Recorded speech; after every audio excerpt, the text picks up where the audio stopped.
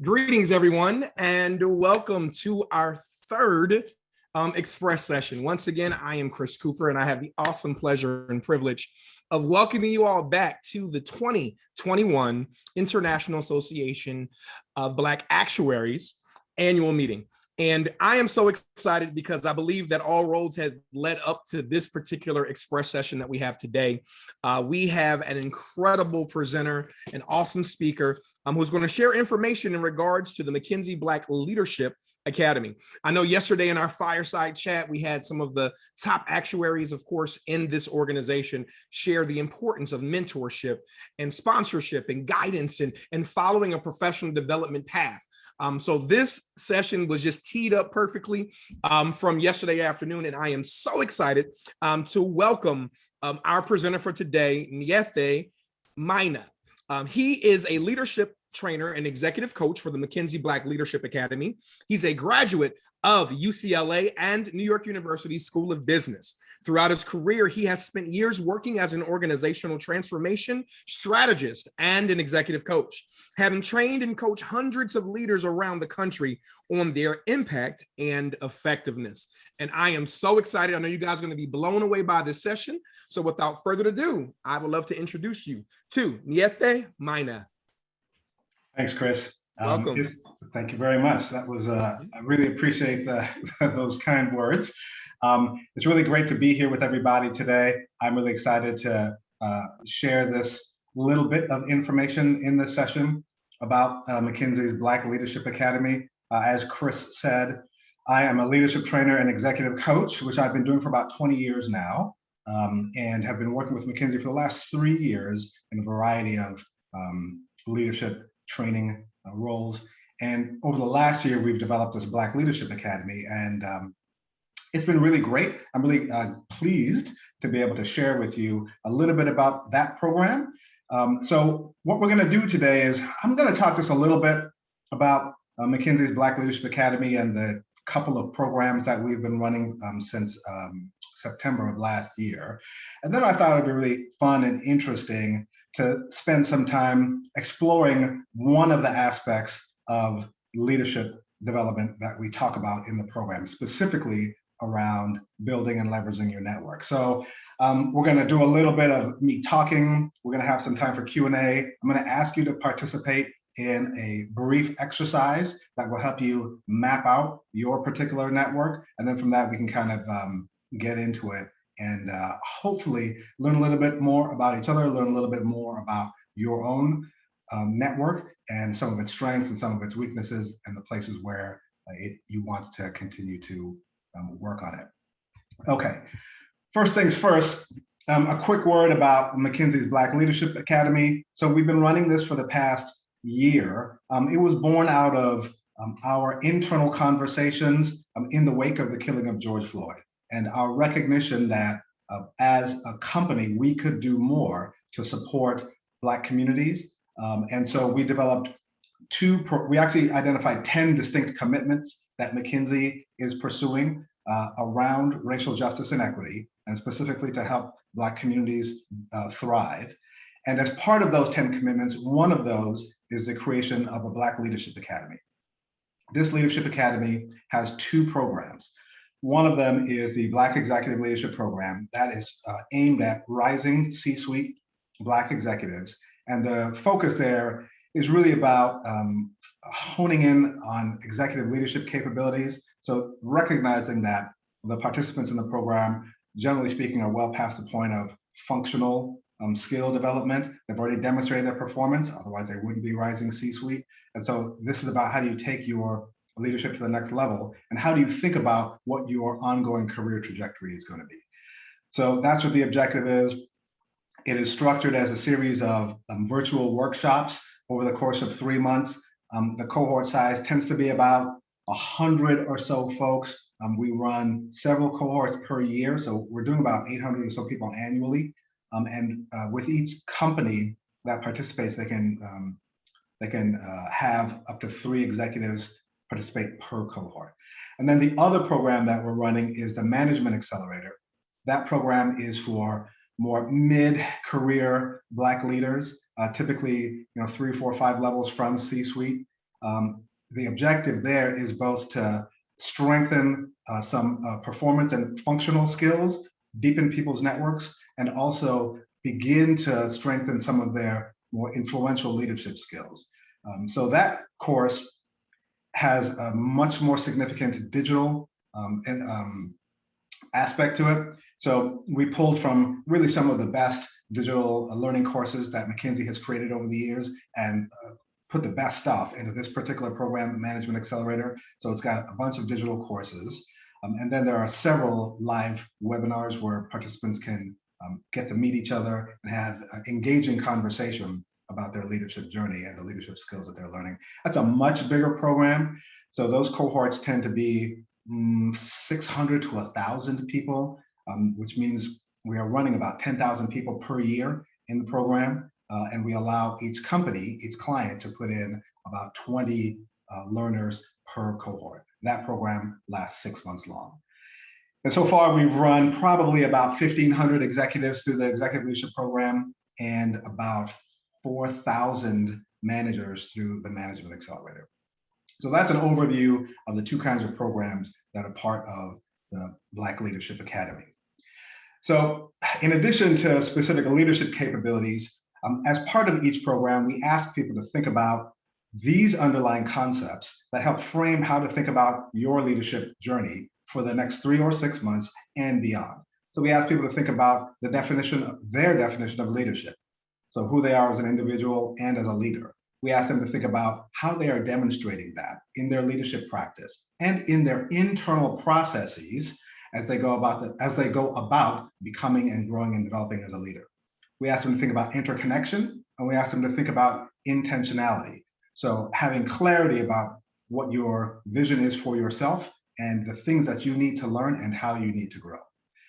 For interconnection, we're going to spend a little bit of time today doing sort of a mini dive on that particular topic. I thought that would be an interesting thing to do. And as Chris said, it's a good follow from some of the sessions that you've had before. So by interconnection, we mean the network and community that empowers you, that supports you, that holds you accountable, and that in turn, you play that role for somebody else, right? Supporting somebody else, empowering others, helping hold them accountable. Now, unfortunately, often we end up thinking of networking as simply transactional. Sometimes people love it. A lot of times people don't like it because it feels substanceless. And so the networking activity, though, I actually prefer to think of it as a leadership practice, is really, really crucial when we think about it in a more strategic way, right? So we think about it in connection to what is our leadership definition and what are our leadership goals, right? We think about it in terms of reciprocity and mutual support. And we think about the array of different people who are in our network. That's important for all leaders, but it's particularly important for Black leaders. And we're going to talk about why that is in just a minute. So when we think about our network, sometimes we think just about mentors and sponsors, but there are a variety of different frameworks that are much more helpful for thinking about how you can build your network. And we're going to look at one of the frameworks that we use in our Black Leadership Academy. So this framework identifies 4 different types of players, 4 different kinds of actors who may be in your network. And so let's walk through each of them, starting at the bottom and going clockwise. So at the bottom, you've got your peers or your team support. So that refers to colleagues who you work with most frequently, or like on the day-to-day or weekly or monthly. And what they provide are opportunities to help you achieve and fulfill your leadership goals in practice. And that's really crucial, because that means that your work with your peers is a chance for you to refine and hone your leadership skills, right? It's a chance for you to try out ways that you can relate to people. It's a chance for you to try out new frameworks, new kinds of skills, and get some real feedback from your peers and your team, because they'll tell you, this is great, this is work, this makes us better and stronger, or they will tell you that it doesn't. So it's not to be underestimated how important your set of peers and your team can be in helping you refine your leadership. It is also really crucial because in the team setting is where you can begin to develop followership, right? So all leaders have followers, and developing organically, naturally, followership is really critical. And I'm not talking about simply proclaiming I'm the leader of this team, but really demonstrating that through your skills and your capabilities, how you relate to people, you will naturally begin to develop a following. And that makes a difference, particularly as you want to move through your organization. So peer and team support is one key player in your network. A second is mentorship. And so by this, we mean trusted counselors and sounding boards, people who give you guidance, people who give you advice. I think most of us are very familiar with that term and can probably name, 1 or 2 or 10 people who we hold as mentors as part of our network. So that seems pretty clear. It is important to keep those relationships fresh. So checking in with people to make sure that they are up to date on kind of where you're at, what's going on with you, and also giving them something, right? So identifying ways that you can be useful and helpful to them. All right, third is advocates.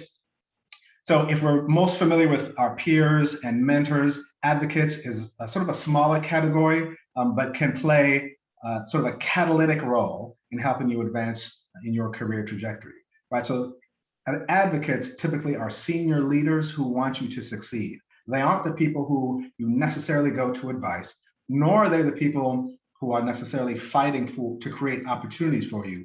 But when your name is mentioned for an opportunity, the advocates are the people who say, that's a great idea. Ng'ethe can really do that. Right? He's the perfect person for this job. And the right advocate can really sway an entire room. So having some consciousness and deliberateness about who are the advocates who are part of my network and are they positioned in the right places in terms of where I want to go is really important. And then lastly, sponsors. So sponsors are leaders, typically senior leaders, who are completely vested in your success. And they put their credibility on the line. And they do that by creating opportunities for you and actively help you in navigating any key transitions. And the real thing I want to focus on there is sponsors create opportunities for you. Right, so frequently we think mentors are the ones who give me advice and help me navigate, and that's true, and that's great, and it's important to have them. But in terms of moving up or moving laterally, sponsors are the ones who will find new opportunities for you, or if they're really committed to you, they will create new opportunities for you because they know that you're such a talent and they want to make sure that you succeed. And sometimes for leaders don't make that distinction enough. I like to think of sponsors as people who can multiply the opportunities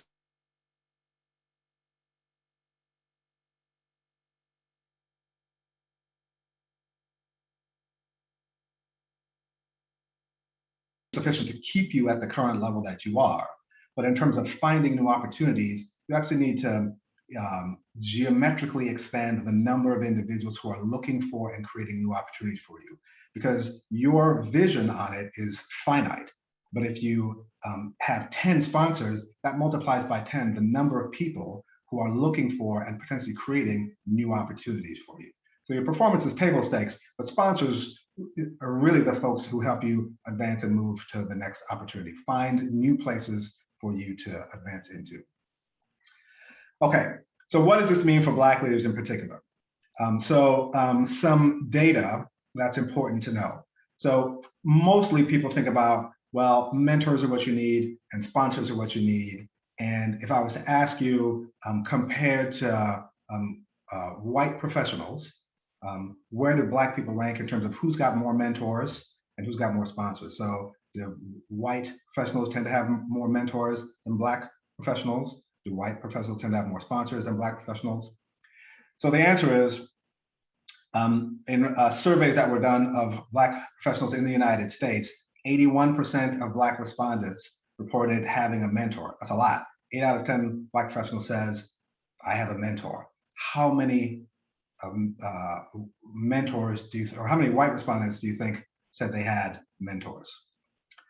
that answer is surprising. It's actually 76%, right? So that's actually less than the number of Black professionals who said they have mentors. But what's key is in terms of actual professional outcomes, it didn't make a difference, right? So Black professionals tended to have more mentors than white professionals, but in terms of professional outcomes, that didn't make a difference. What's really interesting, of course, is the flip side of that when you think about sponsors. So 31% of Black respondents said they had access to senior leadership, whereas 44% of white respondents said they had access to senior leadership. And with Black women, it's even more stark. 19% of Black women respondents said that they have sponsors, and 35% of white female respondents said they had sponsors. And what that tells us is that, to be crass, there's no lack of people who want to give advice and guidance to Black professionals, but there are far fewer folks who are willing to actually be sponsors and open up opportunities. And so that means that is an area where we have to put much more attention. So I want us to pause for a moment and do a poll that asks specifically about this question.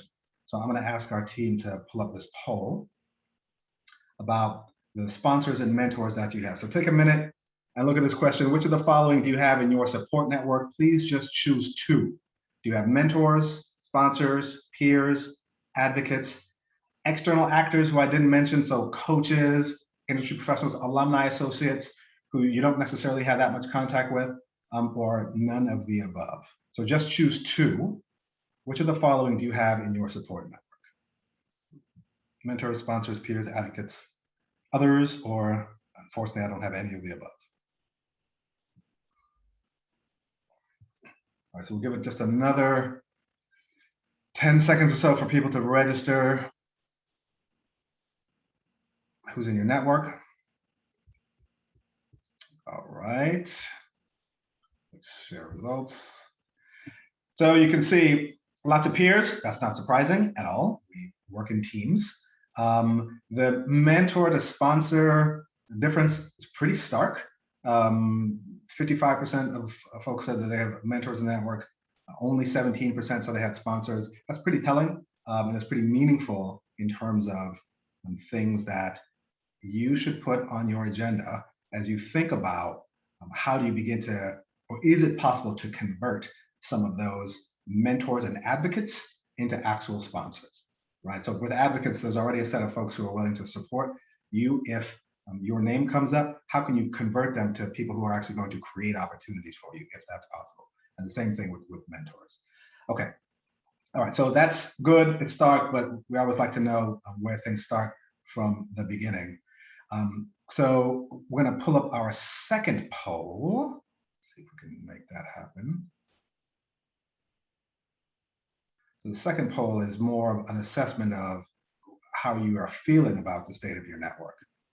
So this one is, I feel effectively supported in my journey to become the leader I want to be. Choose only one answer. Essentially, you have the network and community need, you kind of have it, but it needs a little work, or no, you do not have the support that you need. Again, this is in the context of you getting where you want and needs to get in your career, at least for the next period of time, right? Because your network should and will change as your career changes and as your aspirations change. Okay, so give it just another 5 seconds or so. We'll end the poll. All right. All right, perfect. Hopefully you had a chance to answer. Okay, so this is not bad. 66% of folks saying that you have, it's like a mix. You have some of the elements that you want in your network and community, but you need more support. That's not really surprising. 21% feel solid and good. That's actually not bad. And then for the 13%, again, needing to put some deliberate reflection into the development of your network and how you can begin to structure that so that it meets your aspirations. All right, so we are going to do a little short exercise that will help us, you think about the state of your network. We're actually going to map your network. That'll take about 5 minutes or so, and then we can spend some time in Q&A. Okay, so your network, mapping your network. So if you have a sheet of paper, this is quick. Well, the beginning piece is quick. I'm going to encourage you to do more of this on your own, but I'm at least going to introduce you to this exercise over the next few minutes so that you can begin to think more strategically about how you build your network. If you have a sheet of paper and a pen, I encourage you to do that. It is always much more real and effective if you actually take the action. And this is like a 4 minute exercise, so it's well worth it. Okay, so you are going to build a network map. When you're done, it's going to look like this. All right, so it'll kind of look like a spider web. And here's how we're going to start. We're going to start by you jotting down, drawing out your people. So you start with yourself in the center where it says me, or you put your initials. And then I want you to draw in squares or triangles or whatever, all the people around you. And I want you to put them closer to you if the relationship is more frequent. And I want you to put them further if the relationship is less frequent. So think about 5 people in your network. Let's just do that right now. There's 5 people in your network. And on your sheet of paper, lay them out. People who are close to you, very frequent contact.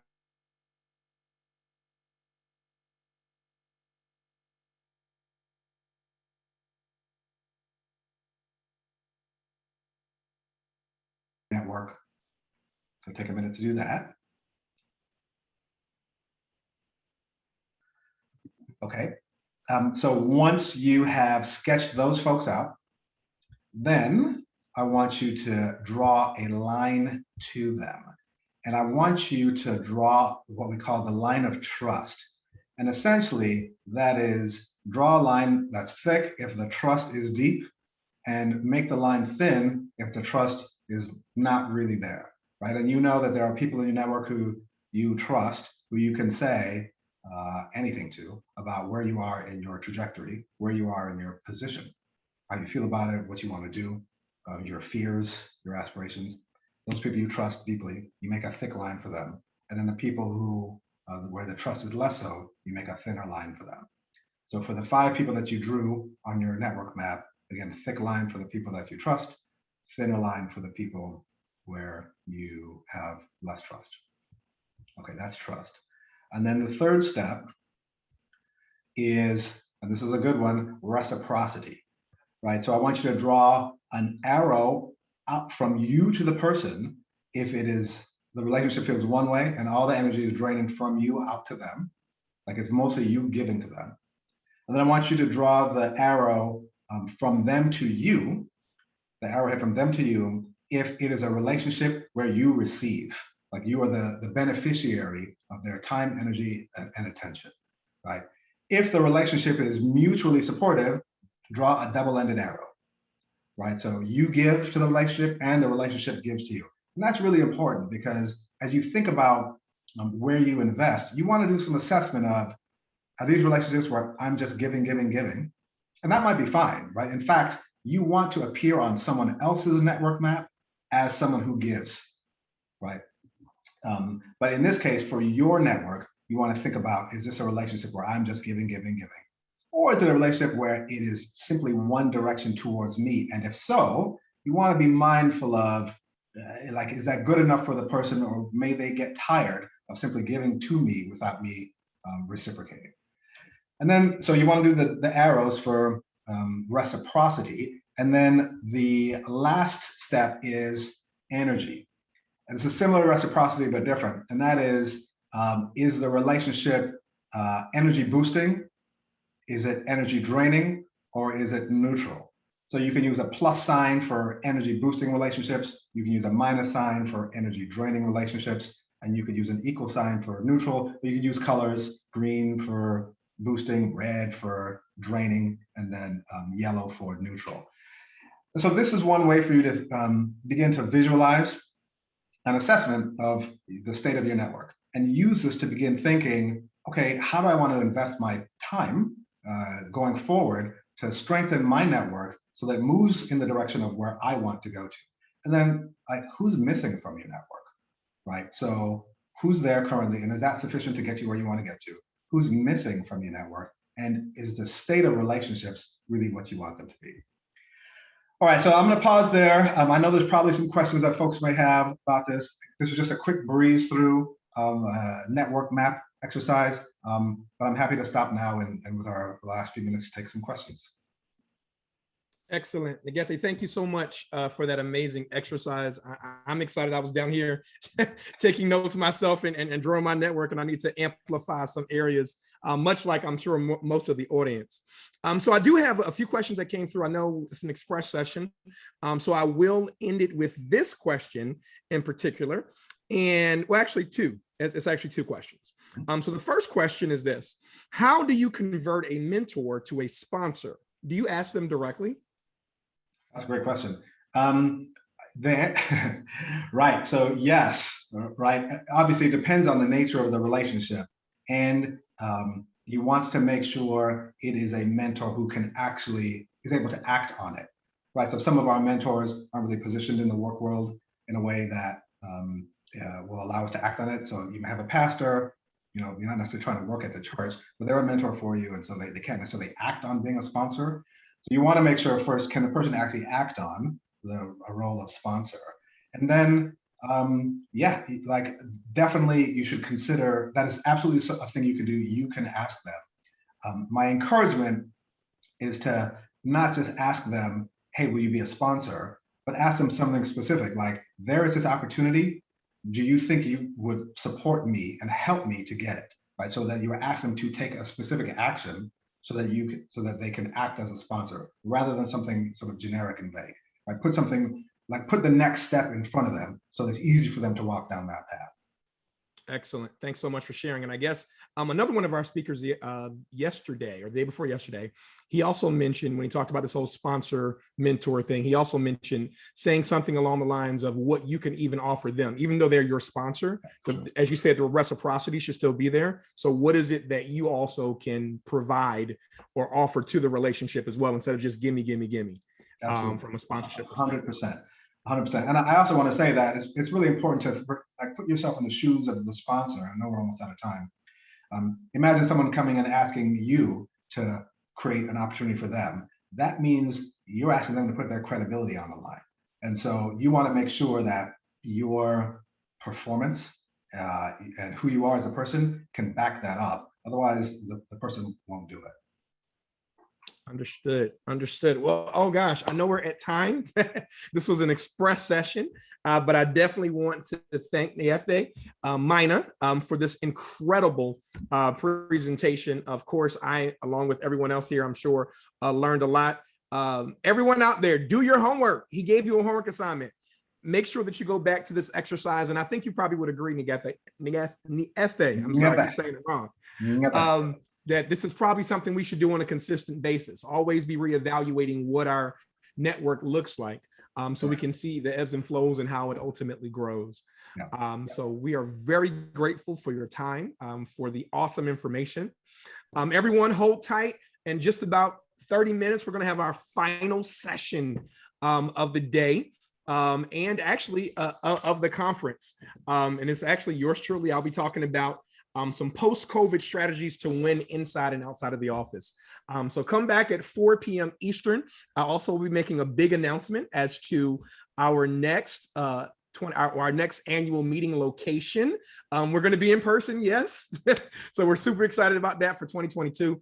But once again, Mr. Maina, it's been a pleasure to have you with us. I know there's a lot of interest about the program, and I'm sure individuals will be reaching out. So thank you so much for your assistance and for your time today. All right, everyone. I will see you shortly. 4 p.m. Be there. Thanks, guys.